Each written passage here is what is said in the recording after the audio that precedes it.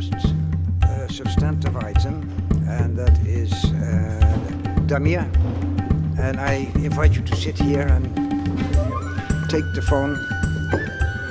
And I think your details have been described in the paper, so I will not partially, yes. bother with the introduction. Is it working? This? It should work. Yeah. Okay. Okay. Good day to everybody. I'm very happy to meet you here in Ilok. Such a group of not very common people in terms of interests. And that is, of course, pleasure to discuss with non-common people because after all these media, etc., we need some refreshment. Well, my presentation is, I counted, is about 6 hours, but I pressed it for only 2 hours. But if the opposition is too strong, I'll just give sketches. Okay. Also, I don't have a PowerPoint presentation. It left in another car, but it is better because we will use the old way, and that is imagination. Still, the most important thing, somehow neglected in modern times. So let me just briefly, I have some, let's say, topics that are not visibly connected.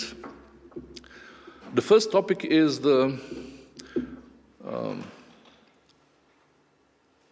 my role of witness of the history. I was using teaching history, but apparently I'm now have enough years, enough experience to be a witness of the history. And this town was a very turbulent place between 91 and 95. We had a very, of course, you all heard about the conflict. And that is something that made a case for a number of Dutch people to come to Croatia to try to facilitate something. One of them was Mitjan Faber and his colleague Dion van den Berg from Interkerkelijke Vredesberaad. We didn't know, we never heard about Mitjan Faber, but he was quite known in Netherlands for opposing Pershing rockets, etc. And their initiative brought one very interesting project in not only in Croatia, but also in Serbia, in Subotica, and also in Bosnia, so-called local democracy agencies. One, let's say, weird project that is kind of grassroots diplomacy. So they brought with themselves, like say, some municipalities from Netherlands, Renkum and Wageningen, also Kooscommune Belgique and Kooscommune Suisse, and through the Council of Europe, particularly the Congress of Local and Regional Authorities, they started a project which is based on the idea that why only high diplomats would be involved in let's say, peace dealings. Why don't the common people who have at least some enthusiasm or big heart, some experience? So that was the idea. So the local democracy agency was established in Osijek, also in Subotica, but in Subotica it lasted very few months because the regime in Belgrade didn't want to extend the visa of the delegate, who was a French guy, then a Belgian guy from. So he resided in Osijek for a year or something. So this project was based on the Center for Peace and Nonviolence and Human Rights, one very important organization which was led by the Katarina Kruhonja. And that was one of the, let's say, biggest peace initiatives in all the region, from the Alps to the Aegean Sea, which was created in the middle of the war in order to preserve some, let's say, some idea about human rights and about the peace, because everybody went crazy at that time.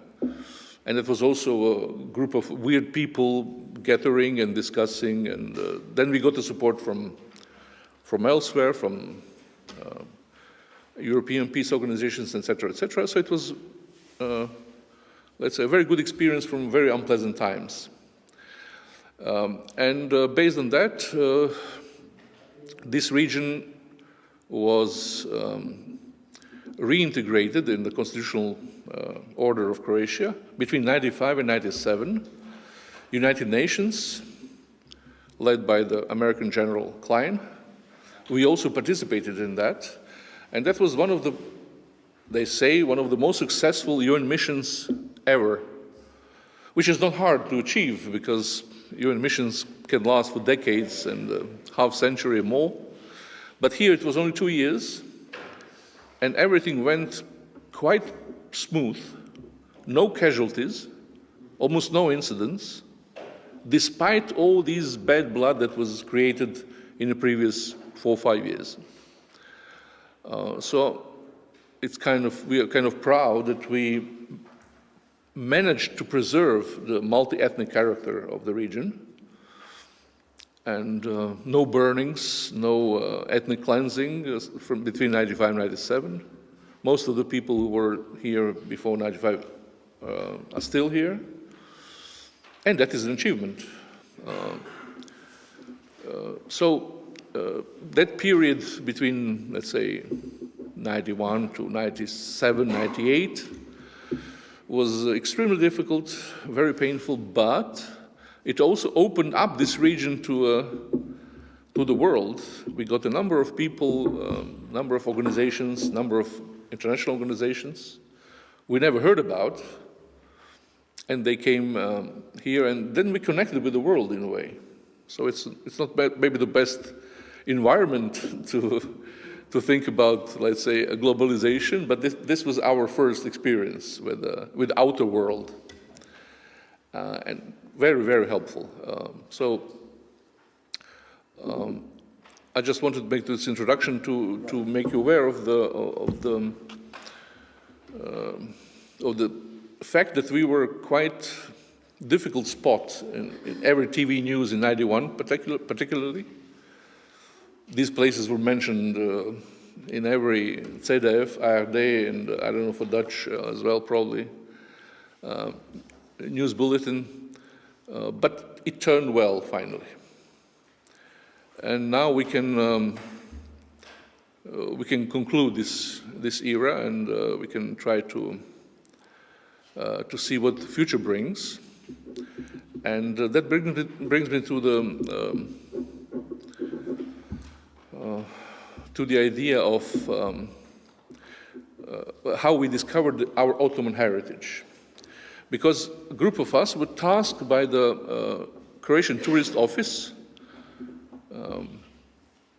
to find some interesting spots in our region that could be advertised, that could be let's say, promoted as places you have to see. And then we thought it was easy, but it was not easy because we didn't find any of the spots. Because we compared with the world, and that was a very, very difficult comparison. Because our tourist guides usually bring people in Osijek, bring people to the cathedral. Poor Americans who are coming with this cruiser, they don't know much about history, so they think it's a Gothic, it's neo-Gothic. It's a very young church. It was built as a parish church. Only a few years ago, it got the status of the cathedral. In the time when we made this research, there were 3 women who were older than that church, because the church was consecrated in 1900, and they were from 1890s, so-called supercentenarians. But okay. So the church is not really. And in fact, it's a kind of industrial church that all cities that missed Gothic and who got rich in the Industrial Revolution, they wanted kind of Gothic church. So there are dozens of churches like that looking in let's say, Germany or Austria. So it was not the church. Then we took attention on Tvrđa, that is the fortress. That is something else. That is a very significant structure. It is built in Baroque, very modest Baroque, because it was a military outpost of the Austrian army. Unfortunately, the bulwarks are destroyed. They're not preserved because, like in Vienna, they were obstacle to the development of the city. But the inner town is very well preserved. 90% is from early 18th century, just a few buildings from, let's say, late 19th century. So it's quite okay. But if you make European comparison, there are dozens, if not hundreds, of towns like that. And there are thousands of villages and towns better than that from earlier period, from 15th century, 14th century, in Italy, in Flanders, in France, wherever. So it's also not the main point that could gather tourists. And then we took, of course, look around, and we saw the swamps around Osijek, Kopački Rit, which is about 10,000 hectares of the swamp, which is a smaller version of the big delta of Danube in Romania. And that is something really relevant. Why? Most of Europe had swamps, but Europeans dried them. They channeled rivers, etc., etc. We were very late in historical development, not to say backward. So we didn't do it in time. Like in Africa, we didn't kill all the animals before the 19th century, so now it's a heritage now. And this is really something that, if you have time, it's a good opportunity to visit this spot. But during our research, we reading books, and we found that Osijek was mentioned in contemporary reports of 16th and 17th century as a town where there is famous Suleiman's Bridge. As Italian chronicles said, Il famoso ponte di Essek, which was marked as the 8th wonder of the world, which is something, really. And for Osijek, it would be enough to draw a number of tourists. But the problem was we never saw that bridge. We never saw the remnants of the bridge. We didn't know where it was. We were sure that it existed because there were 5, 6 contemporary drawings of the bridge. But we never found it in situ, in the ground. And these drawings were not, let's say, very precise because they showed also hills around Osijek, and there are no hills around Osijek because I assume they didn't disappear in the last 300-400 years. So it's not probably they heard from the travelers and then they draw the sketch of the bridge, but it was not first sight. I would say, yeah. Until in 2009, a group of divers found in one small lake some wooden structures, pillars, and carbon data analysis showed it was the tree was cut in mid-16th century, which perfectly fits the time when these oaks were cut to build the bridge. Because the bridge was something, really. It was 8 kilometers long, 6 meters wide, built of oak, so 2 charts can pass by each other. It was built, well, for the military purpose, because the Sultan Suleiman's last campaign in 1566 needed this bridge to cross from, let's say, from Balkans to the Central Europe. And then he died that year in siege of Sigetvar castle. So this was really the first time that we found a place where the bridge was. Okay, the ending of the bridge in a small municipality of Darda, because this bridge was seen as a military object. It was burned once by the Zrinski, Ban of Croatia. And then when Austrians captured Osijek in 1687, it rotted, it disappeared. So no traces at all, until we found something in this lake, small lake, Jola. And historians said that Lake Jola comes from the Turkish word göl, meaning lake. And then, yes, so we discovered that, of course, it's completely forgotten part of the history, because nothing in Osijek remains out of the Turkish times, because the Austrians built a new fortress over the Turkish fortress, so they had to raise everything. So we just found some basics of the mosques. There is one structure which is 1.5 meters tall and 2 meters long. That is the only remnant of the Turkish Osijek. So we discovered this we have it. We are rediscovering the hidden part of our, let's say, history. Turks were there about 160 years.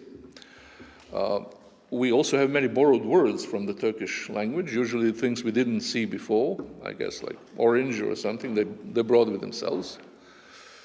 We also borrowed the word for kidney, bubreg, which is quite strange, because I guess we had kidneys before the Turkish conquest, but we took it. I mean, it's such an essential organ, so it's somehow deeply rooted in our language and our psyche.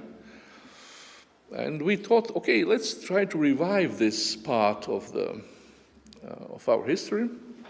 At least Osijek was then 8th wonder of the world. And let's try to do something. So we made an initiative. We found the Croatian-Turkish Friendship Society. We went to the Turkish embassy. There was one very eloquent, very able Turkish ambassador then. So he was really astonished when he heard about the possibilities. And the possibilities was, let us try to recreate this bridge. 8 kilometers long, 6 meters wide. It's a bit ambitious, I would say, but we have time. And I was in Flevoland a few years then ago. Flevoland. The Dutch Pole, yeah, Flevoland, the provincie van Flevoland. And I saw one shipyard building old ships, like Zeven provincies, I think.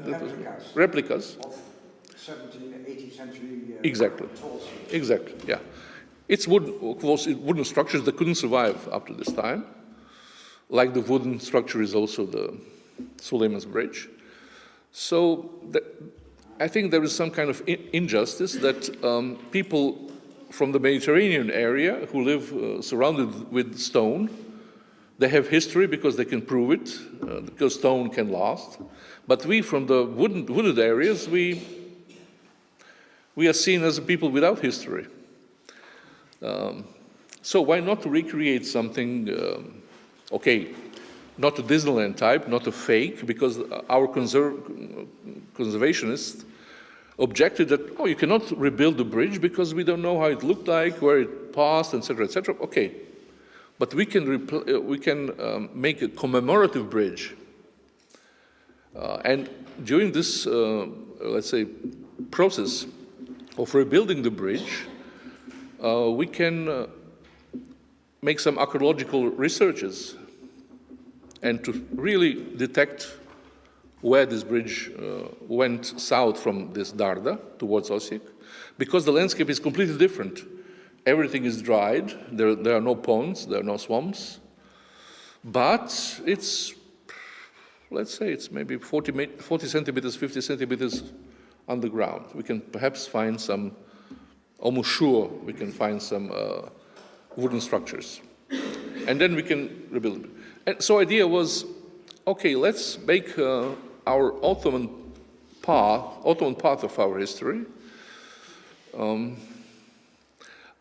something that can build a story for people who are passing. So let's make a summer camp, and let's organize some people to recreate the, let's say, village or trading point of the 16th, 17th centuries. Municipality of Darda, which is very, underdeveloped municipality. They once had a strong industry, but it's gone. And the mayor is desperate to do something. So they immediately allocated 2 hectares of the land just besides the site of the bridge for, let's say, almost a theme park, kind of recreation of the, let's say, 16th century village or trading point, because the bridge, being a military structure, was spent perhaps 2% of its existence as a military purpose bridge, but otherwise it was for trade. And because of the bridge, of the central position of the bridge, people from the north, from Austria, from Germany, came from the other side, and from the south,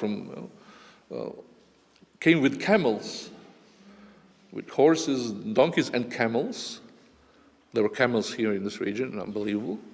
And they traded in the most of the time. So it is, let's say, east meets west in a way. So it's not only bloody military history, it's also exchange of ideas, trade, etc., etc. Why not to try? These young people who would, they can learn some skills,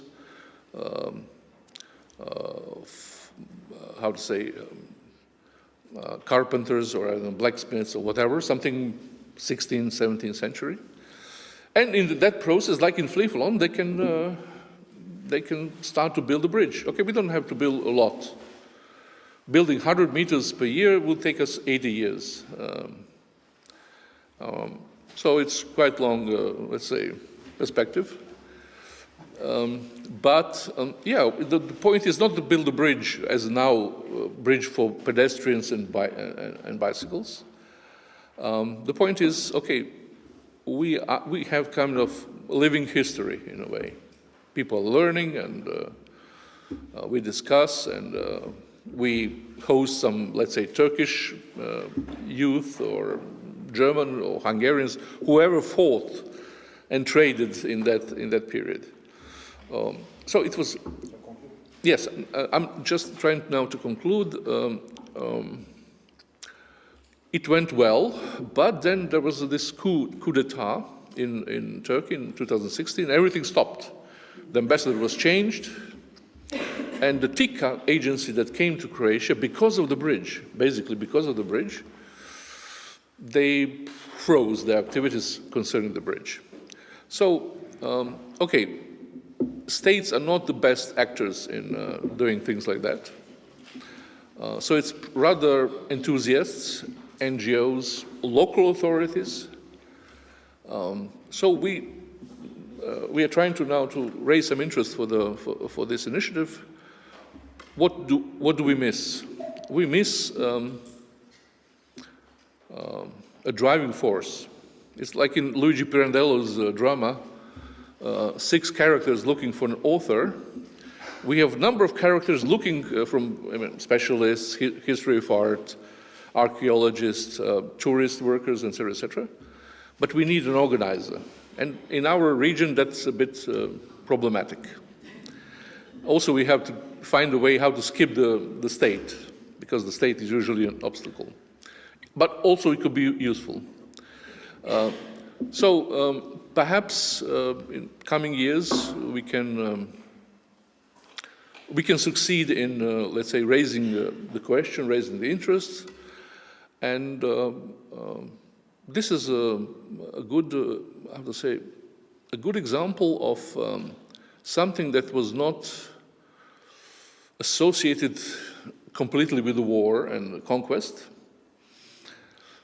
It was really something for trade and cultural exchanges. So out of this whole trail from Istanbul to Vienna, we can have a point that is, let's say, it's not like the church in Santiago de Compostela where you're ending your journey, but if you end in Vienna, Suleiman is not very present in Vienna, although he was around the city, he never entered. Nor even not in Istanbul, because there's a lot of other meanings. But here, on this spot, it could be dedicated to this heritage. And there is also one example, you probably know it, in Szigetvar in Hungary. There is a Hungarian-Turkish friendship park with the busts of Zrínyi Miklós or Nikola Šubić Zrinski and Sultan Suleiman in 1566. They both died in that during the siege. But this is an example. We had the very bloody wars, and now we use the good part of it. And the good occasion for that is, my last sentence, the good occasion for this is in 2 years there is a 500th anniversary of the famous Mohacs battle, which was a catastrophe for Hungarian and Croatian forces. The conquest of Hungary was started there. And Hungary will build a bridge, a real bridge over Danube. They started just these days. And they will call the bridge, probably, there is a strong proposition, 1526. Because Mohacs has very... so we don't have, I don't know if Croatia have any idea about commemorating anniversary, because we heard about anniversaries a few years later. But maybe this is an occasion to do something about it, because this is 500 years, it's something. So thank you for taking your attention. Well, let me, I don't want to abruptly cut you off, but it's extremely interesting what you have been telling us. And I think there are a few points we may want to discuss a little more in depth. But before I open the floor, let me just remember myself, the name Klein you mentioned. That was Jack Klein, I suppose. Jack Klein, yes. Or Jack Klein. I know him from that period because I was serving in Sarajevo. And he is famous for telling people, you call me General or you call me Jack, but never call me Mr. Klein. He was a very forceful guy, and I think he was a good example of an American military diplomat who reached out to all sides. He was one of the better ones. I have seen far worse than General Klein. No, I have a lot of anecdotes about Klein, but maybe... Maybe later on. No, but stay. I think maybe we should invite some comments, if there are any, on what you were telling about the bridge, because it is probably unknown to most of us, and certainly the length of 8 kilometers boggles the mind. But the idea of doing something with the remnants of the Ottoman history here in the area, I think is a great idea. It fits perfectly, I think, the purpose of the trail. So your idea also to promote the notion of a theme park or create something that would be an intermediate destination for hikers and bikers and electric car drivers, that by itself seems to be a very interesting suggestion. Does anyone like to comment on this, what we heard on it? Yes, please. You will have to...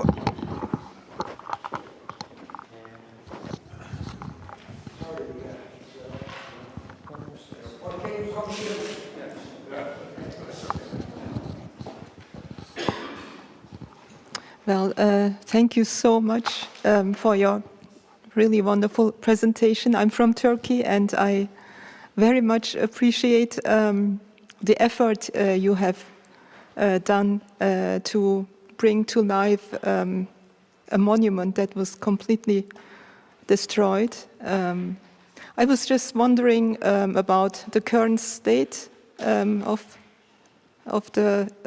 I mean, you said you had started to work on rebuilding the structure, the bridge, and if I understood correctly, there were also projects to revitalize the craft. I mean the crafts needed to rebuild the structure.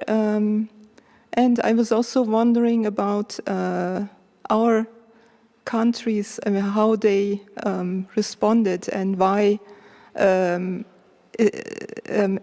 is it not completed? Because now, since the coup, several years passed, so it's sad. But as somebody who has worked on cultural tourism, I see a lot of potential in this project. So thank you so much.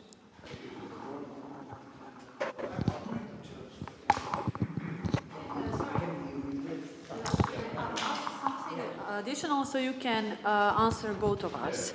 I would really like to hear a little bit about Tarda Festival, which was initiated because I missed it here, and I'm not aware if it's continued because I think the festival died and started from the local community actually.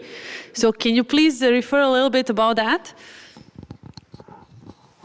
And if I may ask, because another one, because of your project ID, and after our visit in 2012, there was another side project started, Zrinski-Suleiman route, which is a cross-border route between Osijek and Sigetvar. Maybe you can also tell something about it. All right. Yeah. Okay. Yeah. I told you that this municipality of Darda, which I recommend you to visit, is destitute, almost, municipality because they lost the big industry, Belje, meat processing industry. So the mayor is looking for anything that can give a life to his dying community. And when we mentioned this, we brought the Turkish ambassador, Mr. Ahmet Tuta was his name, to municipality of Darda, and they made the agreement that these 2 hectares alongside the site will be dedicated by the plans of the municipality to this project. Unfortunately, because of the coup and something else, who knows, it stopped. But I wanted to say also that besides that, the site is in the park of the Esterházy castle. So now we know why Esterházy, the famous Hungarian noble family, built the castle there, because they had the memory of this is on the main road. Now it's just nothing. It's in the middle of nowhere. By the way, this castle is also up for grabs, and the mayor will give it to anyone who wants to refurbish it for free. Just if you have some spare potential. But the project started, and Burak Özögergen, the then Turkish, before Mr. Tuta, ambassador in Zagreb, he gathered a number of Croatian institutions like Institute for History of Art, Academy of Sciences, museums, etc., etc. So we were sitting in his room, about 10 or 12 of us, and discussing how to proceed with the project. But he didn't know something I know about the Croatian culture. We never met again because we don't cooperate with each other. We cooperate only with the outside forces, but not among themselves. So that's the reason why our economy is not so well developed.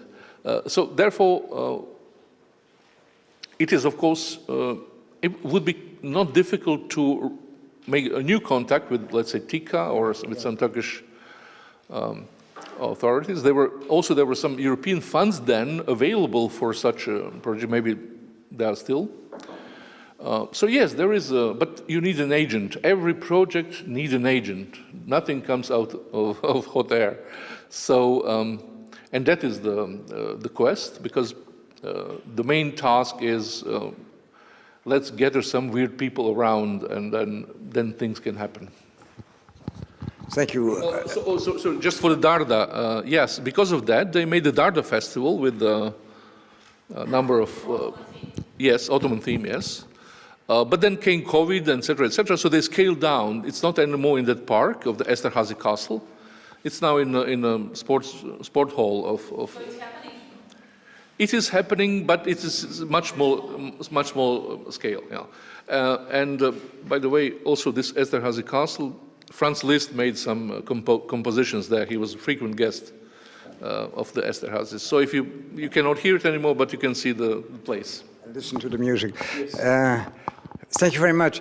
I think, Tom, maybe this is something we should take up, and this is really a very promising issue. This could be promoted also by the foundation, and I have some connections in the Turkish diplomacy. I will, I think, raise this with them and see whether we can also, from the other side, increase the interest, because this would be a very interesting future possibility. Spend a pension. Somebody can spend his pension time. Yeah.